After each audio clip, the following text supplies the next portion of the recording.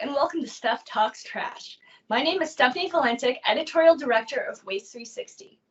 Joining us today is Daniel Brown, co-founder of Rust Belt Riders. Rust Belt Riders was founded in 2014 in Cleveland, Ohio. The business collects food waste from residential households and commercial businesses and turns that food waste into compost. Can you start by starting from the beginning? Tell me about your background, how you became aware of food waste, and what sparked the idea for Rust Belt Riders. Yeah, so I grew up sort of in a house that was like very close to food. You know, food was the thing we shared meals over. It was just like food was a very centering thing for my family and my upbringing. And so home cooked meals were a staple, shared family meals were a staple. And so for me at a very early age, like food became something of interest, both like how to eat it, how to grow it, where it came from. And then sort of as I got older, you know, realizing that lots of people have access to plenty of food and other people don't have access to nearly enough of it. All sort of like sparked an interest in just wanting to learn more about like our food system as a whole. And then all the while, many of my first jobs were in and out of restaurants and the food service industry. And so got to sort of see how the hospitality industry itself works. And if anyone's ever worked a job in the restaurant industry, you know that there's just like a lot of waste that happens. And so it was really by like trying to connect these interests in larger societal problems related to hunger and food systems and their impact on the environment with my own sort of interest and passion and thinking about what I can do as a person to work on our food system, right? It's a really big, hairy beast of an industry and ecosystem. And so when I sort of saw this like massive chasm of a hole, in terms of, you know, we can think very diligently about where we get our food from, but there wasn't a ton of thought given as to where our food ends up going. That struck me as something that people should be working on. And so so my soon-to-be business partner, who would come to be my business partner, Michael, he and I were living together at the same time, working at a restaurant together. We sort of somewhat jokingly approached the owner and said, "Hey, Ben, what are you doing with your food waste? Because we run this community garden and we'd really be able to make use of these food scraps to make compost. And, you know, do you think you'd be open to paying us a little bit of money to move it?" And so sure enough, he gave us an opportunity to do that. And there is where Rust Belt Riders sort of got born. So it was this idea that like a local food system is not complete until you have the farm to table part down as well as a table to farm component. And so that sort of spun off a whole series of really interesting learnings where we learned more and more about the size and scope of food waste, its impacts on all sorts of other systems. And so that's sort of really what we've been trying to communicate out with the rest of the world. So, yeah. So you essentially started this business on bicycle. So tell me what that was like. You know, you're carting around food waste on your bicycle and you take it to your facility, and how's that changed over time since 2014? Yeah, it's changed significantly. And even just like the mention of a facility when we were on bikes is kind of comical because we didn't necessarily have that. So when we got started, we really didn't know that like what we were doing would become a business or would become like, we didn't know that there was a business there. It was just a strange sort of hobby of sorts. And so we knew that we wanted to cover some of our costs. And so that's why we asked to get paid a little bit of money. And so we essentially raised a few $100s from friends and family to purchase a mountain bike, and then we had a trailer welded to the back of the mountain bike, and then we would just go to the restaurants that we worked at and our friends worked at and said, "Hey, like we'll pick up your food waste and we'll make sure that it gets composted." And so in doing that, we sort of like realized, oh man, we bit off more than we could chew because we can't compost all of this ourselves. Mm-hmm. So then we started having to meet other community gardeners and other urban farmers who might be open to us composting at their site for them. And so that's really how it grew. It was very incremental. We, you know, picked up a few dozen pounds from here and there, and then over time, we got more and more inquiries from larger and larger volume producers from greater distances away from where it was reasonable to access it via mountain bike. And so it was at that point that we were like, okay, we might be onto something here. There seems to be a lot of interest in this. And so we went through a business competition called Sea Change, which stands for Social Enterprise Accelerator.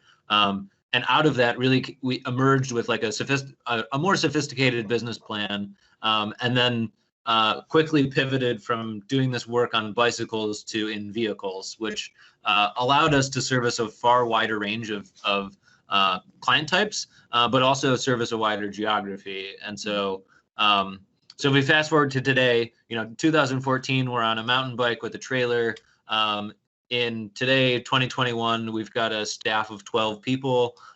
We run our vehicles 6 days a week, and we've got 3 vehicles that are in our fleet. We're servicing around 150 different businesses and over 1,000 households. And each month, we're picking up about 250,000 pounds of food waste. So just curious, how far were you riding on your bicycles? What was your service area like before? Oh, I mean, so we were living on the near west side of Cleveland, and I would say that the furthest we went was like Lakewood, from the Gordon Square area. So, while that doesn't sound very far in terms of thinking about it in terms of mileage, when you've got 300 pounds of food waste in tow, every little bit, you feel every bit of it. So yeah. Did you have any challenges kind of convincing people to pay for the service, or was this something that people who kind of already understood sustainability and upcycling and using and diverting food and waste from landfills, were they already on board? I think that for the vast majority of people, it's still like a new practice, right? The idea of composting and diverting food waste is a very like West Coast or East Coast or Northeast kind of thing. So we still get lots of questions. I just feel like today we're better equipped to answer the questions. Early on, we didn't quite know what our value proposition was. We were just hoping for them to be generous and say, oh, you guys are cute and doing this thing and we'll give you a try. But I think that the more and more we've done it, we realize that, so first of all, people are already paying to have this material thrown away.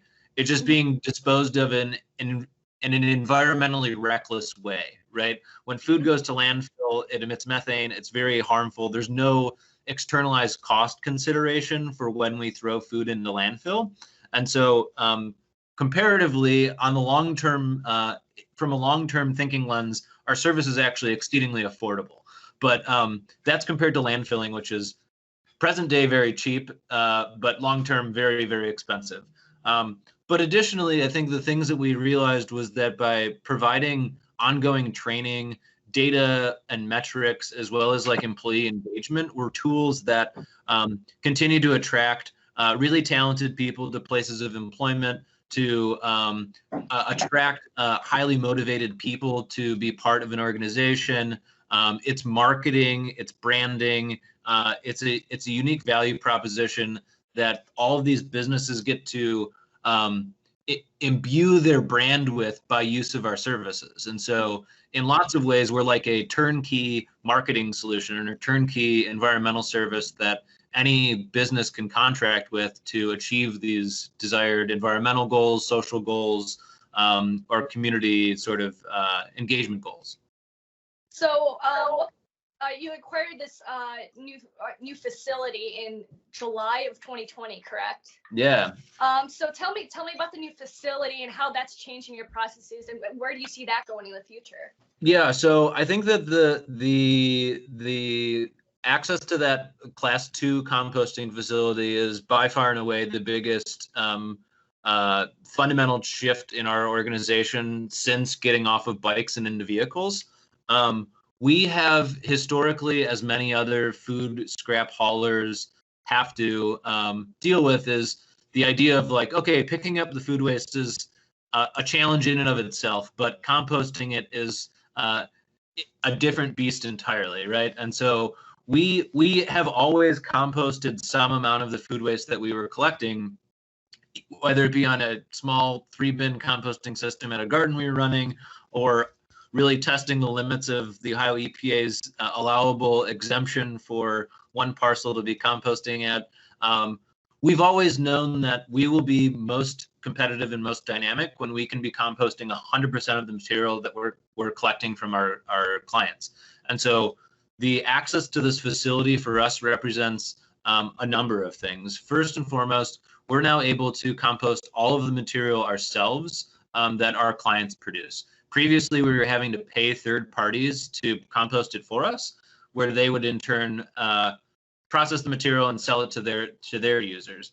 But what we think is really unique about our business model is that we will be able to keep the cost of collecting the material in check for our clients, ensuring that food waste diversion can always be accessible to a wide range of businesses and individuals, because we are making products that we can sell on the back end. And so what it basically represents is the amount of food compost that we could have produced previous to this has increased 50-fold with this new facility, which now allows us to sell compost and soils to farmers, nurseries, and large-scale cultivators who are growing the herbs and vegetables that like fuel our food system, right? And so we're now able to serve a far wider range of people, and people who might, just want to do a landscaping project. Previously, we weren't making enough product to do that. But now with this facility, we have no shortage, functional shortage of inventory that we can make available to people. And so as a result of moving onto this site, we've really doubled down on our efforts to establish a brand around our products. So we launched this brand called Tilth Soil. And so we have a wide range of different products for different growing applications. So like for the houseplant behind you, for example, we've got a houseplant blend for those houseplant parents who really are concerned about their spider plants or aloe plants, you name it. We've got seed starting mixes for people who are growing from seeds, raised bed fill mixes for the urban farmers out there. But still too, we've got, blended compost for sort of more ornamental applications or bulk applications as well. Oh, well, thank you once again for joining me today.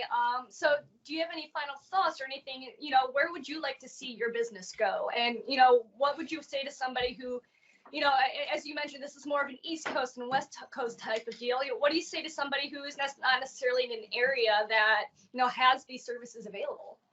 Yeah, I mean, I think that the encouraging thing is there's a growing sort of grassroots national effort towards the emergence of this thing called community composting. So we're very closely involved with the Institute for Local Self-Reliance. This is a national steering committee to help promote communities to develop their own community composting solution. So I would encourage you to check out that amazing resource. But in terms of sort of where we see things going, we really want to become the regional soil maker of choice, right? When you compare a nationally manufactured product or good compared to one that is locally very thoughtfully handcrafted, they perform very differently. They have a far different impact on the community. And so we're really trying to make our products become the ideal and preferred growing medium of choice for the home gardener, the houseplant enthusiast, and the farmers of our region. And so we're now able to be producing enough material to do that. And as we come into this growing season for 2021, we're really eager to get our products into more people's hands. Well, thank you. Thank you. And for joining me virtually. Hopefully I have a chance to tour your facility later on. Yeah, no, we definitely look forward to having you out. Thank you once again for joining me for this episode of Stef Talks Trash. For this and other episodes, please visit waste360.com. Have a wonderful day.